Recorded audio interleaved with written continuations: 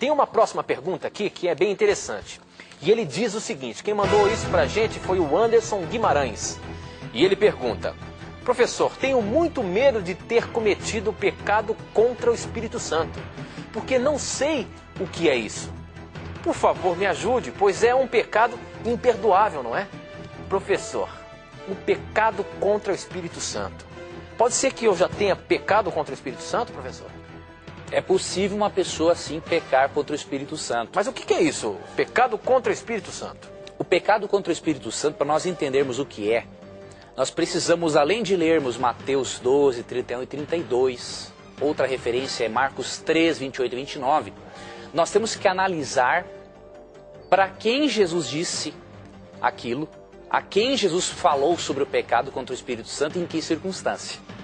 Eu vou ler o texto de Mateus 12, 31 e 32. Por isso vos declaro, todo pecado e blasfêmia serão perdoados aos homens, mas a blasfêmia contra o Espírito não será perdoada. Se alguém proferir alguma palavra contra o Filho do Homem, Cristo, ser-lhe-á perdoado. Mas se alguém falar contra o Espírito Santo, não lhe será isso perdoado, nem neste mundo, nem no porvir. O pecado contra o Espírito Santo tem deixado muitos cristãos preocupados, e inclusive com um ponto de interrogação na mente. Como que Deus pode não perdoar um pecado? Se em 1 João capítulo 1, verso 9, afirma que se nós confessarmos nossos pecados, Deus é fiel e justo para nos perdoar os pecados e nos purificar de toda injustiça. Não parece uma contradição entre Mateus 12, 31 e 32 e 1 João 9? Quando você entende para quem Cristo falou isso aqui, para quem Cristo mencionou o pecado imperdoável, fica mais fácil de você entender essa questão. E eu vou dizer para você uma coisa, Anderson. O fato de você estar preocupado com a salvação já é uma prova de que você não cometeu esse pecado. Eu vou lhe explicar o porquê. Antes, o que é o pecado contra o Espírito Santo? Cristo disse isso para os fariseus. Cristo havia expulsado um demônio de uma pessoa e os fariseus disseram assim para Cristo: você expulsa demônios pelo poder de Beelzebul, ou seja, pelo poder do próprio diabo. Os fariseus atribuíram uma obra do Espírito Santo, a terceira pessoa da Trindade, a Satanás. Isso é muito ofensivo.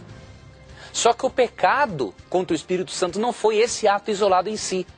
O que aconteceu? Quando Cristo nasceu, quem apenas foi visitar Cristo? Aqueles 3 reis.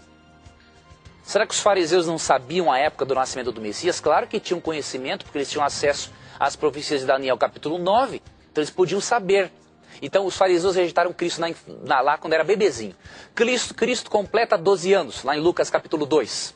Você percebe Cristo no templo, debatendo com os doutores da lei. É o mesmo que uma criança hoje, aos 12 anos, falar sobre ciência com PhD. E eles percebem que aquele menino não é qualquer um, é um ser sobrenatural, pela inteligência que ele tem. O que os fariseus fizeram? Rejeitaram a Cristo. Chega na fase adulta, Cristo no seu ministério aos 30 anos, começa a pregar, fazer milagres, curar e a expulsar demônios.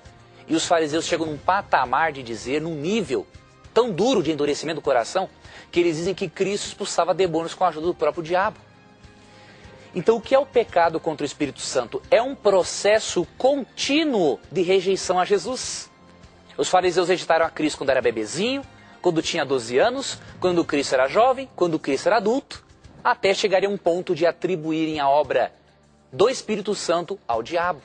Então, o pecado imperdoável é um pecado que você comete durante a sua vida, ao ponto de você ofender ao Espírito Santo e de você endurecer o seu próprio coração, de forma que você, quando peca, quando comete um erro, você não se arrepende mais. Então o pecado contra o Espírito Santo é a pessoa ir tão fundo, ir tão longe que ela não ouve mais a voz do Espírito Santo na consciência. Para ela tudo é normal, tudo é correto e acabou. E você, Anderson, que fez essa pergunta, você, querido telespectador, ouvinte, internauta, que está interessado na salvação e que se arrepende dos seus erros, tenha certeza que você não cometeu o pecado imperdoável. O pecado imperdoável, que é essa rejeição total de Cristo de forma que a pessoa é endurecida por ela mesma, só acontece quando a pessoa insistentemente rejeita os apelos do Espírito Santo e assim não se arrepende mais dos seus pecados. Então, se você se arrepende, dê graças a Deus por isso. é sinal de que você tem o Espírito Santo atuando ainda na sua consciência. Muito bom, professor.